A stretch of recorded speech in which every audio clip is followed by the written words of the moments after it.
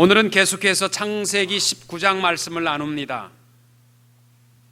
누가복음 17장에 보시면 바리새인들이 예수님께 질문하는 것이 하나 있었습니다. 그것은 하나님의 나라가 언제 임합니까? 라는 것입니다. 우리 이 마지막 시대를 살아가는 우리들도 항상 우리 마음의 질문이 바로 이겁니다. 언제나 주님이 오실까? 예수님께서는 주님이 다시 오실 때의 특징을 대답하실 때에 두 사람을 예로서 말씀하셨습니다. 첫째는 노아의 때와 같을 때 온다라는 것입니다. 사람들이 하나님의 심판에 대해서 무관심하고 먹고 마시고 결혼하고 즐기고 있을 때 올 것이다, 이렇게 대답을 하셨고, 또 하나의 대답은 바로 오늘 본문에 나와 있는 창세기 19장 말씀을 배경으로 하는 롯의 때와 같을 때에 내가 다시 임할 것이다, 마지막 때가 임할 것이다 라고 대답하셨습니다. 누가복음 17장 28절 이하에 이렇게 대답하십니다. 또 롯의 때와 같으리니 사람들이 먹고 마시고 사고 팔고 심고 집을 짓더니 롯이 소돔에서 나가던 날에 하늘로부터 불과 유황이 비오듯 하여 그들을 멸망시켰느니라. 인자가 나타나는 날에도 이러하리라. 소돔성이 불과 유황으로 멸망당할 때의 그 모습, 노아 때에 물로 심판하실 때의 모습에 대해서 먹고 마시고 사고 팔고 장가가고 시집가고 또 곡식을 심고 집을 짓는 것으로 말씀하셨습니다. 근데 이러한 것들은요, 우리의 매일의 일상 생활의 동사들입니다. 먹고 마시고 사고 팔고 집을 짓고 씨앗을 뿌리고 장가가고 시집가고 우리의 매일의 삶이지요. 이러한 행위 자체가 잘못되었다, 이것들이 다 죄에 속한 것이다, 이 말씀을 하시는 것은 아닙니다. 바로 이 노아의 때와 롯의 때에 저들이 먹고 마시고 또 사고 팔고 하는 이 단어들은요, 미완료형 동사들입니다. 다시 말하자면 지금까지도 먹고 마시고 팔고 사고 이것이 삶의 전부였고, 또 앞으로도 그들은 아무것도 변할 것도 없이 먹고 마시고 사고 팔고 이게 다일 것이, 다인 삶, 그것이 전부인 것으로 살아가는 삶을 말씀하는 겁니다. 이 롯의 때를 보게 되면요, 먹고 마심이 인생의 전부라고 생각하게 되면 그 다음에 이어지는 것은 당연히 엄청난 도덕적 타락입니다. 왜? 삶의 목적이 없으니까 먹고 마시고 사고 팔고 이게 다면 그 다음에 그거 없어서 죄 짓고 있어서 죄 짓는 것뿐입니다. 이 소돔성의 모습이 얼마나 악하였는가라는 것을 오늘 창세기 19장을 보시면은 우리는 어느 정도 짐작할 수가 있습니다. 오늘 말씀의 19장의 시작을 보면 이렇게 되어 있어요. 소돔성에 살던 롯, 그리고 우리 지난 시간까지 살펴봤던 마물의 상수리 나무 아래 거하였던 아브라함, 이 두 명의 삶이 대조적으로 나오고 있는 겁니다. 지난주에 나눈 창세기 18장의 1절은 이렇게 시작합니다. 날이 뜨거울 때에 그가 장막문에 앉아 있다가, 이렇게 말씀이 시작되는데 창세기 19장 1절은 뭐라고 되어 있냐면 저녁 때에 그 두 천사가 소돔에 이르니 마침 롯이 소돔 성문에 앉아 있다가. 비슷하잖아요. 18장 19장의 시작의 내용이 비슷합니다. 한 명은 장막문에 앉아 있었다라는 것이고 한 명은 소돔 성문에 앉아 있었다라는 것입니다. 여러분, 우리가 볼 때는 언뜻 비슷한 인생을 사는구나 이렇게 볼 수 있지만은 이 말은요, 엄청난 차이를 보여주고 있는 겁니다.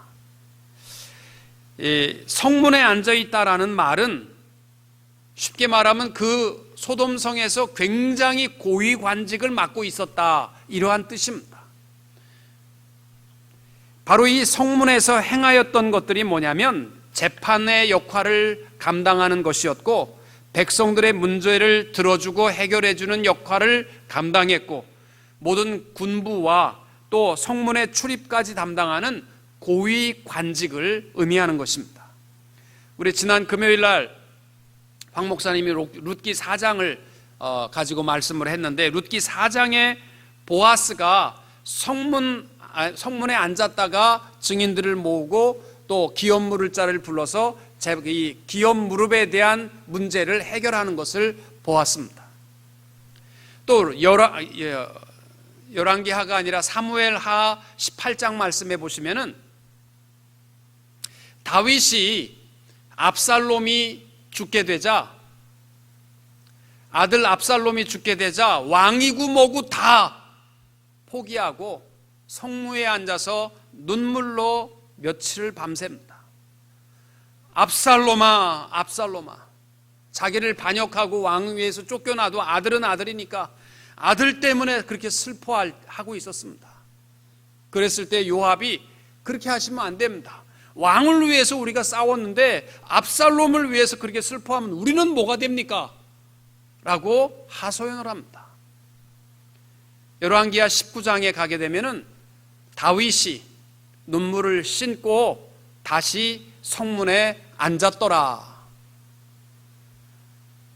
다윗이 다시 왕의 역할을 감당하는 모든 슬픔을 씻어버리고 다시 왕의 역할을 감당했다라는 그 말 대신에 다윗이 다시 성문에 앉았더라. 그렇게 표현한 것을 보면 성문에 앉아있다라는 것이 거의 왕직에 가까울 만큼 매우 중요한 역할을 표현하는 단어입니다. 그러니까 롯은 소돔성에서 굉장히 고위 관직에 있었다라는 겁니다. 우리가 창세기를 살펴봤습니다마는 롯은 소돔성 사람이 아니잖아요. 갈대아 우르에서 아브라함과 함께 나왔던 사람이에요. 그리고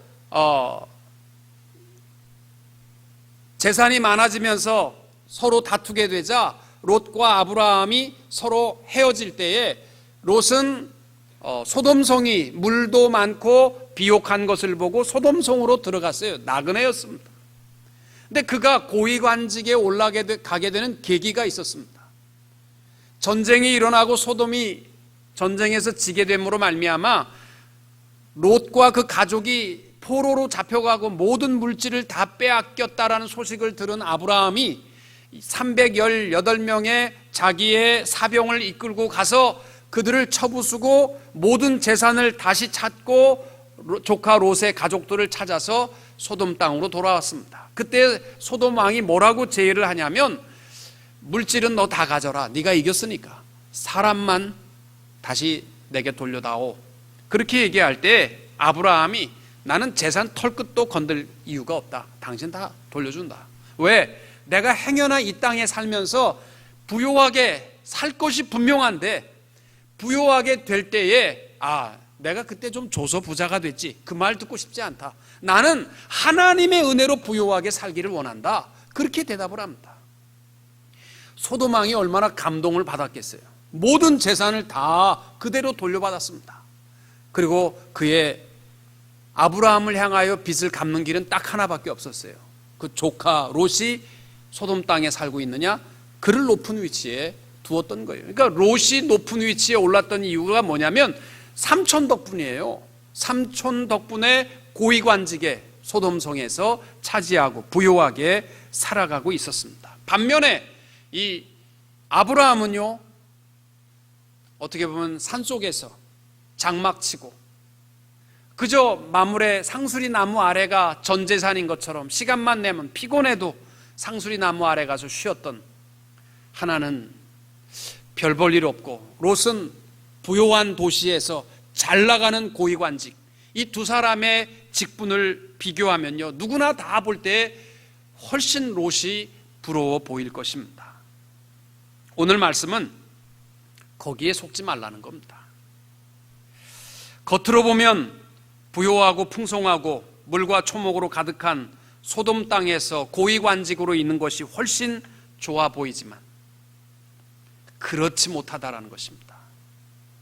아브라함은요, 가진 것은 없어도 또 아무도 그를 인정하지 않고 그가 무슨 고위관직에 있는 것도 아닐지라도 그에게는 딱 한 분이 있었습니다. 그는 하나님의 계획과 섭리 아래 살았다라는 것입니다.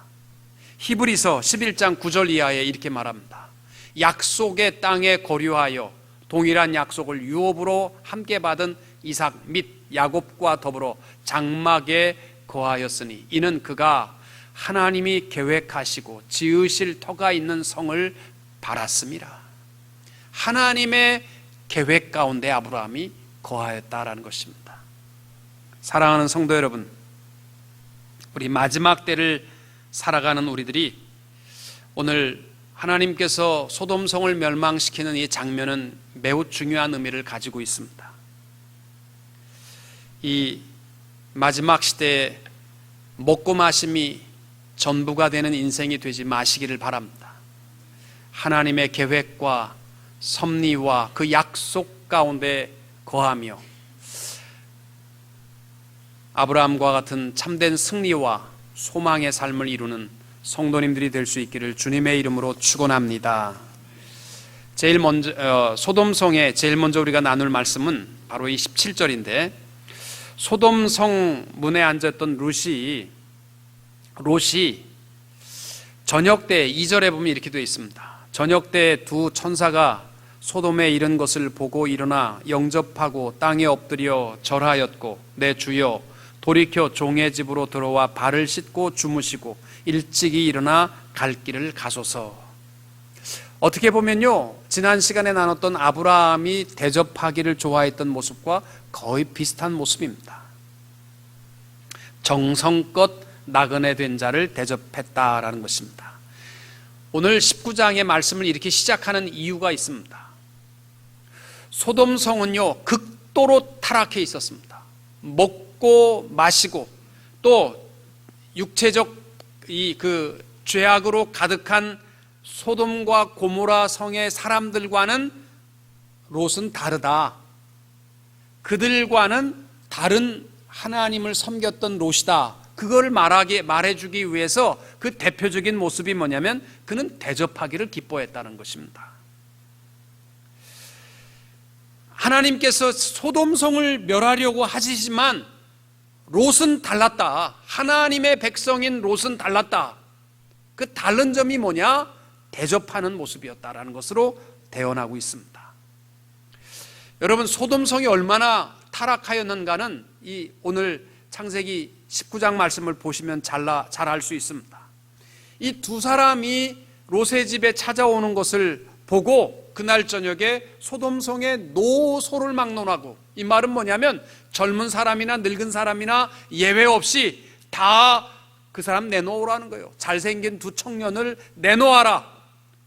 우리가 그들을 상관하리라. 그들을 간음하고, 동성애로서 그들을 간음하고 그들을 죽이겠다는 거예요. 내놓으라는 겁니다.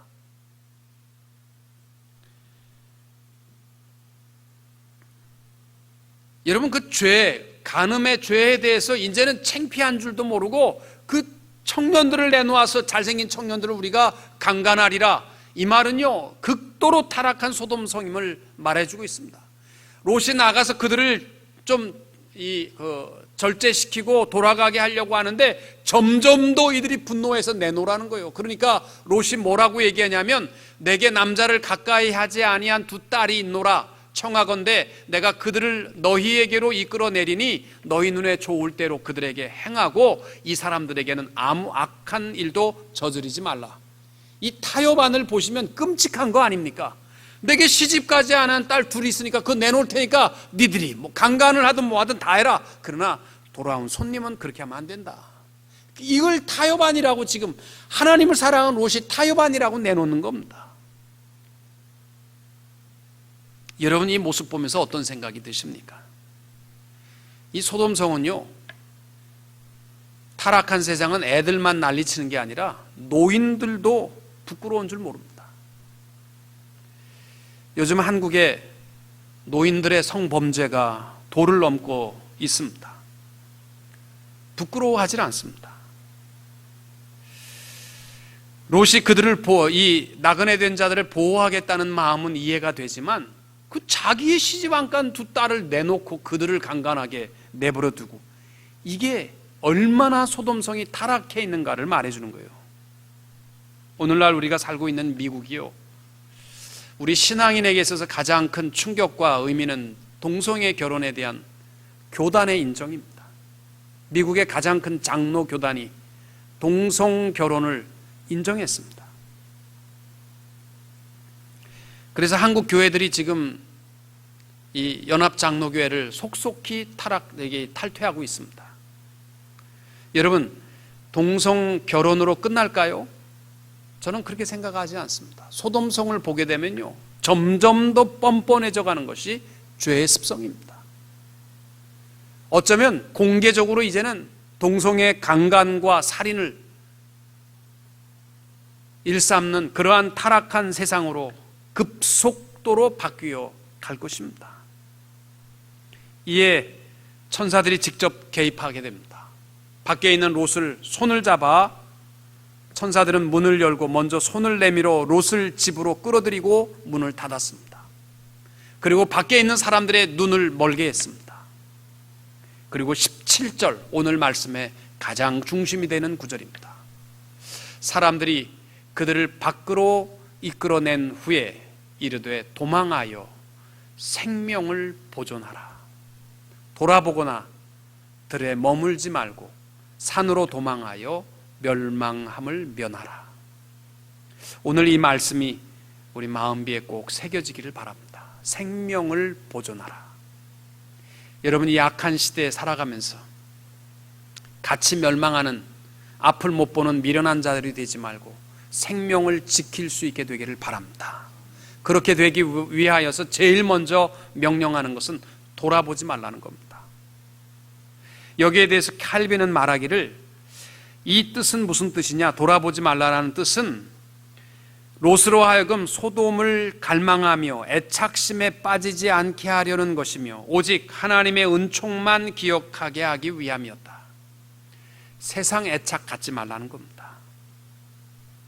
26절에 보면 롯의 아내가 소돔성을 떠나오다가 말고 남겨둔 재산, 그때 그 돈을 내가 어디다 감춰놨는데 그거 들고 나올 걸 하고 쳐다봤다가 소금 기둥이 되었더라 라고 되어 있습니다. 이 돌아보았다라는 뜻은 무슨 뜻이냐면요, 원어적으로 보시면 동경하다, 집요하게 바라보다, 뒷전에서 꾸물거렸다, 심지어는 되돌아갔다, 이러한 뜻입니다. 지금도 이 소돔과 고모라 성이 지금의 사해 지역으로 연구가 고고학자들은 말합니다. 그 사해 지역이 소돔과 고모라 성이었는데 지금은 죽음의 바다가 됐죠. 거기에 보면 소금 기둥이 수천 년 된 소금 기둥이 있는데 아랍 사람들은 그것을 불러서 뭐라고 얘기하냐면은 롯의 아내라, 그렇게 부르고 있습니다. 사랑하는 성도 여러분, 세속적 세상에 연연하며 살아가는 것은 결코 생명을 보존할 수 없습니다. 마지막 때에 하나님께 속한 자녀로 영원한 생명을 지키며 살아가기 원하시면 뒤의 것에 연연해하지 않는 성도님들이 될 수 있기를 바랍니다. 빌립보서 3장 13절 14절에 이렇게 말씀합니다. 형제들아, 나는 아직 내가 잡은 줄로 여기지 아니하고 오직 한 일, 즉 뒤에 있는 것은 잊어버리고 앞에 있는 것을 잡으려고 표대를 향하여 그리스도 예수 안에서 하나님이 위에서 부르신 부름의 상을 위하여 달려가노라. 바울이요, 뒤의 것을 보지 않는 이유가 하나 있습니다. 왜? 표대가 분명하기 때문입니다. 목표가 분명한 인생, 우리 생명을 지키는 길입니다. 여러분, 인생을 왜 사십니까? 우리의 인생의 표대가 분명해야 합니다. 그래야 땅의 것에 연연해 하지 않습니다. 플로렌스 체드윅이라는 여인이 영국 해협을 수영으로 건넜습니다. 그리고 1952년 7월 4일에 이 LA에서 카탈리나 섬까지 수영으로 도전했습니다. 이 특별히 상어도 득실되고 또 물이 굉장히 차가웠는데 이 체드윅, 플로렌스 체드윅이라는 여인이 16시간을 수영하고 가다가 카탈리나 섬을 불과 얼마 남겨두지 않고 수영을 포기했습니다. 그리고 배 위로 올라와서 말합니다.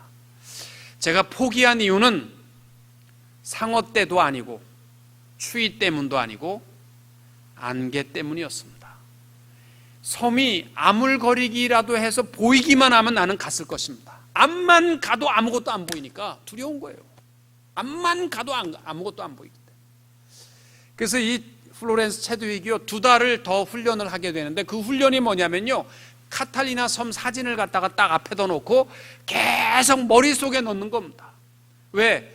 카탈리나는 안개가 자욱하게 항상 끼기 때문에 잘 안 보이니까 안 보여도 머릿속에 이 카탈리나 섬을 눈 감아도 보일 정도로 만들어 놓고 2달 만에 도전을 해서 예상 시간보다 1시간 더 일찍 이 성공을 하게 됩니다. 여러분, 목표가 분명하면 땅의 것에 연연하지 않습니다. 히브리서 12장 2절 말씀과 같이 믿음의 주요 또 온전하게 하시는 이인 예수를 바라보자. 우리 목표를 분명히 하고 먹고 마심에 취하지 않고 살아가는 성도님들이 될 수 있기를 축복합니다. 두 번째로 천사가 명령하는 것은 들에 머물지 말라라는 겁니다. 이 말은 멸망의 도성으로부터 아예 가까이 있지도 말라는 겁니다. 떠나라, 아예 멀리 가라는 거예요. 들에 거하지도 말고 멀리 가라는 겁니다. 18절에 보면 롯이 천사들에게 한 가지를 부탁합니다. 롯이 그들에게 이르되 내 주여 그리 마옵소서. 소돔성에서 조금 떨어진 작은 성읍으로 도망하여 내 생명을 보존하게 하옵소서. 롯은요, 혹시 자기가 도망가다가 멸망하면 어떡할까 이러한 두려움도 있었지만 사실 롯은요 자기가 생각하는 풍성한 땅에 대한 그림을 갖고 있었기 때문입니다. 멀리 도망가라 그랬는데 롯이 뭐라고 했냐면 이 소돔성 옆에 있는 저 소알성에 가서 거하게 해달라. 물론 소알성은 소돔보다는 덜 타락했겠죠. 그러나 사실은 롯의 마음은 그것이 아니었습니다. 창세기 13장으로 돌아가면 그 의미가 무엇인지 알 수 있습니다. 아브라함과 헤어지게 될 때에 롯이 눈을 들어 요단 지역을 바라본 즉 소알까지 온 땅에 물이 넉넉하니. 소돔성으로 간 이유가 뭔지 아세요? 소알까지 물이 넉넉한 걸 보고 갔어요. 그러니까 이 롯의 마음에는 소돔은 멸망할지라도 자기가 생각할 때 풍요롭게 살아가려면 소알까지, 여기까지가 물이 있고 풍성하니까 거기에 머물겠다는 거예요. 하나님이 아브라함과 다른 점이 있다면 아브라함은 거친 산이라도 하나님이 인도하심 속에 가는 거고, 롯은 내 생각을 버리지 못하는 거예요. 거기까지가 물이 있는 곳이니까 소알성까지만 도망가게 해달라는 겁니다. 여러분, 우리는요 악한 것에서 되도록이면 멀리 살아야 합니다. 악한 것으로부터 되도록이면 보지 아니하고 가까이 하지 아니하고 살아가는 것이 마지막 때를 지혜롭게 살아가는 성도의 모습이 되는 줄로 믿습니다. 데살로니가 전서 5장 21절에도 보면 악은 어떤 모양이라도 버리라는 거예요. 흉내도 내지 말라는 겁니다. 이런 얘기가 있습니다. 한 젊은이가 큰 돈을 벌기 위해서 집을 떠나 한 성읍에 들어갔는데 성읍 입구에 큰 광고가 붙어 있었습니다. 나랑 겨루어 이기는 자에게는 큰 재물을 주겠다. 성주, 사탄 이렇게 써 있었습니다. 사탄이라는 말이 조금 걸렸지만 그래도 큰 돈을 벌어야 되기 때문에 사탄을 찾아가서 얘기합니다. 무슨 시합입니까? 그랬더니 잔을 10개를 앞에다가 펼쳐놓고 말합니다. 9개는 꿀물이고 하나는 독극물이다. 네가 봐서 독극물만 안 마시면 후한상을 주겠다. 그래서 10잔 중에 하나니까 어차피 인생은 모험이니까 해야 되겠다. 그래서 10잔을 놓고 한 잔을 택해서 마셨는데 달콤하고 죽지 않은 겁니다. 됐다. 그래서 많은 돈을 받아서 나왔는데 그 돈 갖고 뭐 했겠어요? 유흥비로 다 쓰고, 돈 떨어지니까 다시 돈을 벌기 위해서 사탄에게 찾아왔습니다. 이제는 9잔 남았습니다. 9잔 중에 한 잔을 택하는 겁니다. 어차피 인생은 모험이고 또 홀라당 마시고 큰 돈을 받아가서 다 썼습니다. 이제는 정말 자기도 운이 좋아서 딱 2잔이 남도록 다 마시고, 이제는 다시는 안 돌아온다. 내가 돌았냐? 지금까지도 내가 운이 좋았는데 2잔 중에는 안 고른다. 그리고 갔는데 이 사람이 살인죄를 범한 겁니다. 그래서 사형을 당해야만 되는데 재판장이 은밀히 찾아와서 말합니다. 나에게 큰 돈을 주면 사형을 안 시키고 멀리 추방시켜 줄 테니까 돈 내놔라. 돈이 필요한 거예요. 그러니까 할 수 없이 어차피 여기서 죽을 거 50%의 확률을 가지고 가야 되겠다. 그래서 다시 사탄을 찾아갑니다. 이제 2잔 중에 하나입니다. 하나를 택하여서 마셨는데 죽을 줄 알았는데 눈이 떠지는 겁니다. 이야, 나는 정말 억세게도 인생 기쁘다. 그러고서 돈을 받으려고 하니까 사탄이 웃으면서 마지막 잔을 마십니다. 젊은이, 독은 없네. 처음부터 독은 없네. 그러나 자네가 나를 만나는 그 순간부터 자네는 죽은 생명일세.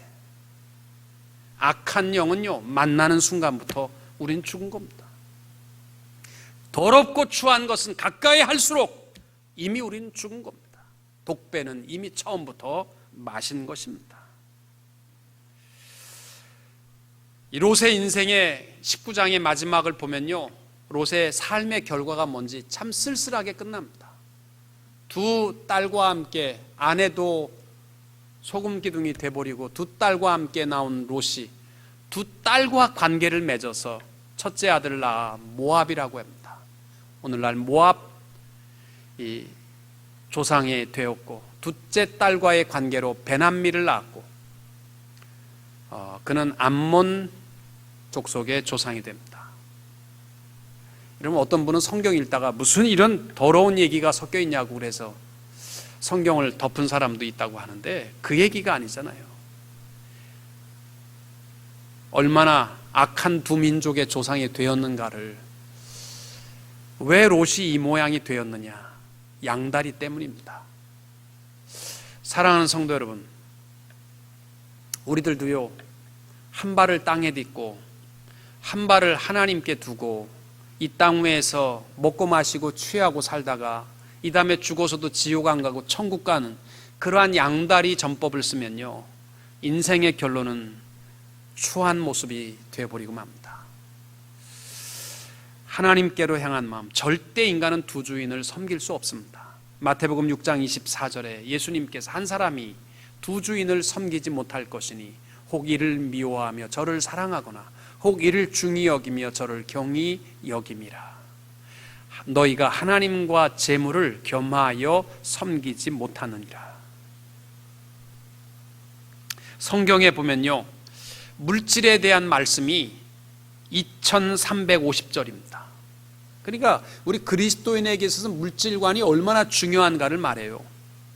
성경에 관한 말씀이 2350절, 어떤 주제보다도 많이 다루고 있는 것이 물질에 대한 이야기입니다. 그러나 우리가 들에 머물지 않고 영원한 생명을 지키는 길은 하나님 아버지를 택한 길이 되어야 할 줄로 믿습니다. 여러분, 물질에 대해서 성경에서 말씀하는 가장 중요한 얘기가 있습니다.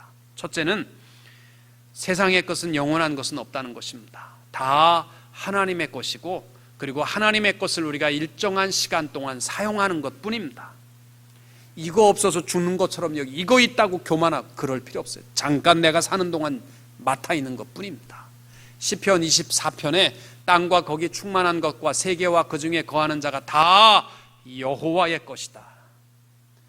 역대상 29장 11절에도 보면은 여호와여 광대하심과 권능과 영광과 이김과 위엄이 다 주께 속하였으니 천지에 있는 것이 다 주의 것이로소이다. 여러분, 내 주머니에 있다고 내 것이라고 생각하지 마십시오. 우리말로 돈이라는 말이 왜 돈이냐면 내 주머니에 있어도 돌고 도는 것과 같기 때문에 돈입니다. 또 물질에 대해서 우리가 기억할 것은 부요하기도 하지 마시고 가난하게도 마시고 일용할 양식을 구하는 지혜로운 자들이 되시기를 바랍니다. 없으면 없어서 죄지고 많으면 많아서 죄지니까 하나님 내게 일용할 양식을 주옵소서. 지혜자가 잠언 30장에도 보면 구하는 것이 있습니다. 내가 두 가지 일을 주께 구하였사오니 나의 죽기 전에 주시옵소서. 첫째, 허탄함과 거짓말을 내게서 멀리 하옵시며 나 거짓말하지 않는 인생 되도록. 또 하나, 나로 가난하게도 마시옵고 부하게도 마옵시고 오직 필요한 양식으로 내게 먹이시옵소서. 이게 지혜자의 기도입니다. 사랑하는 성도 여러분, 우리 양다리 전법 쓰지 말고 들에 머물지 말고 하나님께로 향하는 성도님들이 될 수 있기를 축복합니다. 마지막으로 산으로 올라가라. 생명을 보존하기 위해서는 산으로 올라가라. 산이 의미하는 것은 죄악의 도성과는 구별된 새로운 삶의 처소를 의미합니다. 예수님께서도 공생애를 시작하면서 산상수훈을 통해서 말씀이 시작되었고 또 늘 많은 환자들이 찾아올 때 주님은 산에서 기도하셨습니다. 여러분, 오늘날 우리가 이 땅 위에 살면서 좌파 우파 이런 데 빠지지 마시고 우리는 하나님께로 속한 산 위에 거하는 성도님들이 되시기를 축복합니다. 요즘 한국의 좌파 우파가 굉장히 큰 문제잖아요. 청문회가 요즘 계속되고 있는데 장관들 때문에 요즘은 어떤 분이 저한테 메일을 보냈는데 예수님이 오셔도 청문회에서 안 된답니다. 왜냐하면 예수님께서 죄 없는 자가 저 여인에게 돌을 던지라, 이 죄, 돌을 던지라고 사주한 죄, 이게 걸리기 때문에 청문회 패스를 못하고 또 바리새인들을 향하여서 이 독사의 자식들아 이렇게 외쳤기 때문에 막말 파문에 걸려서 절대로 국무총리가 안 되신답니다. 그리고 소크라테스가 와도 청문회에서 안 된답니다.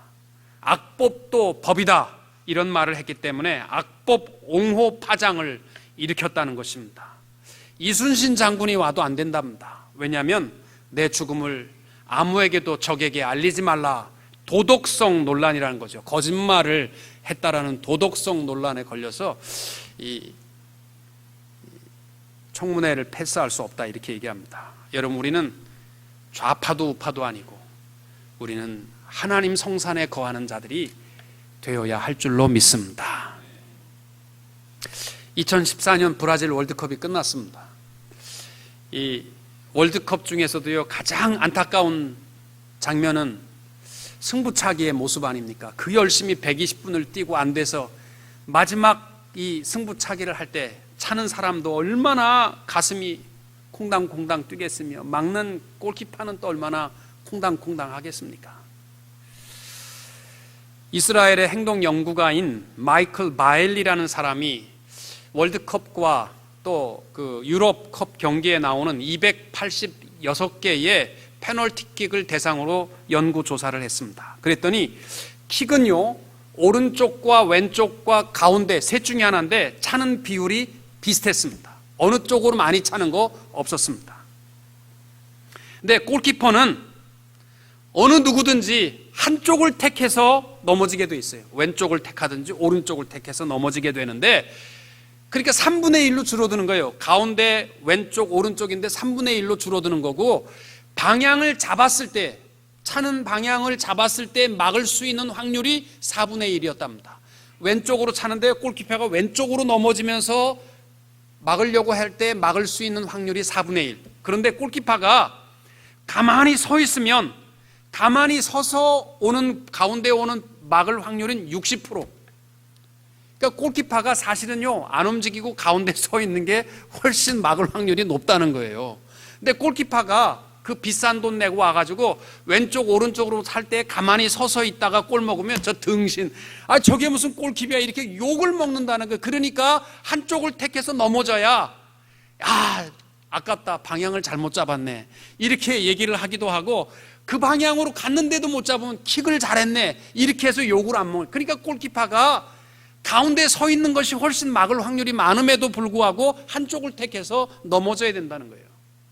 이분이 얘기하는 게 이거예요. 오늘날 CEO들도 그런다는 거예요. 주주들이 가만히 서서 막으면 훨씬 더 잘할 수 있는데 한쪽으로 엎어져야 그래야지 뭘 하는 것 같기 때문에 인정을 한다는 겁니다. 사랑하는 성도 여러분, 우리는요,